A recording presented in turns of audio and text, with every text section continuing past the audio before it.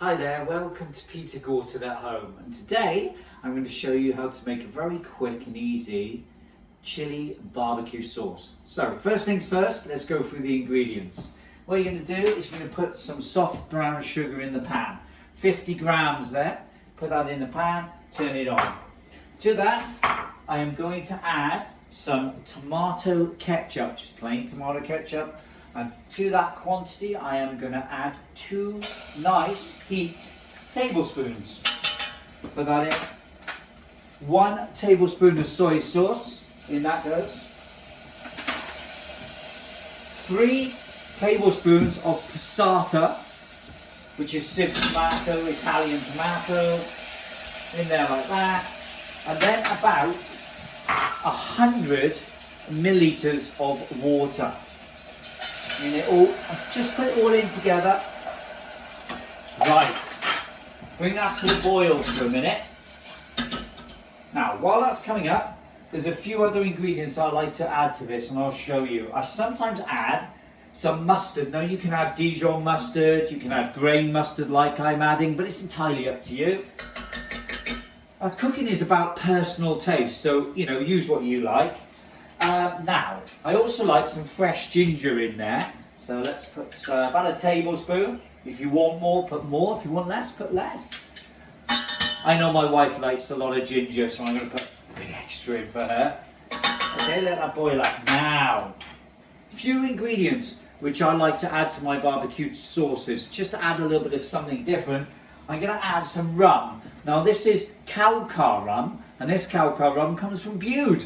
So it's a British rum. Now I'm only going to put about 1 tablespoon in there because it can be overpowering. And the other thing I like to add is I like to add garlic. Now you can add fresh garlic, about 2 cloves of garlic chopped up for that recipe would be perfect. Or you can add this new product I found, which is black garlic vinegar. And this has come from Yati. Now check out Yati, yati.co.uk. They've got some lovely vinegars and things like that. Smells delicious. I'm going to put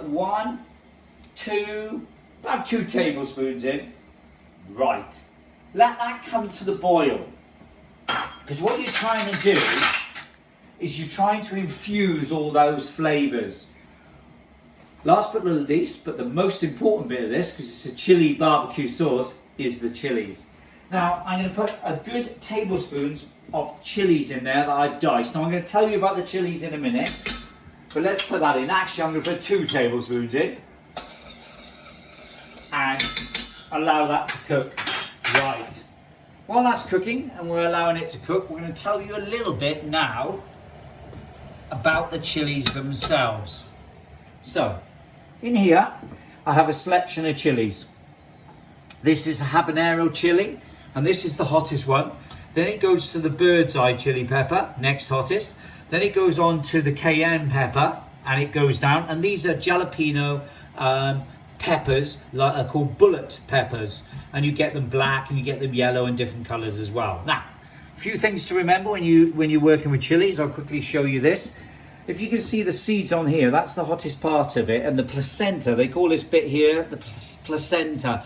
If you want your chilies not to be so hot, remove that. If you want to test the chili to see what a chili is like, don't bite this bit because that's packed with all the seeds. Put off a little bit at the end and test it, because as I said, they do vary. This chilies are measured on the Scoville scale. That's how they're sort of measured for heat. Now this one, to give you some idea, is 125,000 Scovilles to 350,000 Scovilles, depending on the size of the fruit itself.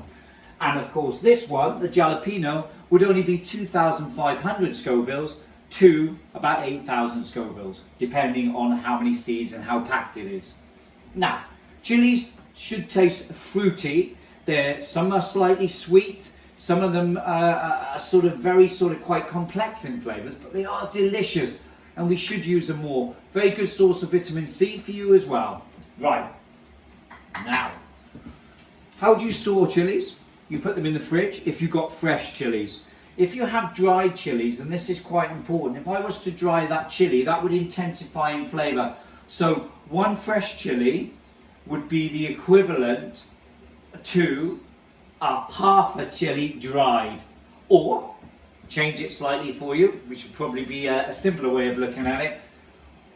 2 of these would make 1 dried chili because of the flavour intensity as it dries. Right, let's have a taste. We're almost there. Now, come and have a look at this. And you can see that. Now that, poured over your chicken, is delicious. Now if you want to thicken this slightly, just add a little bit of corn flour.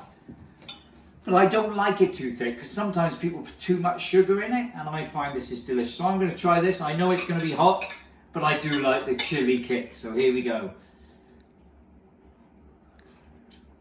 Oh, absolutely delicious.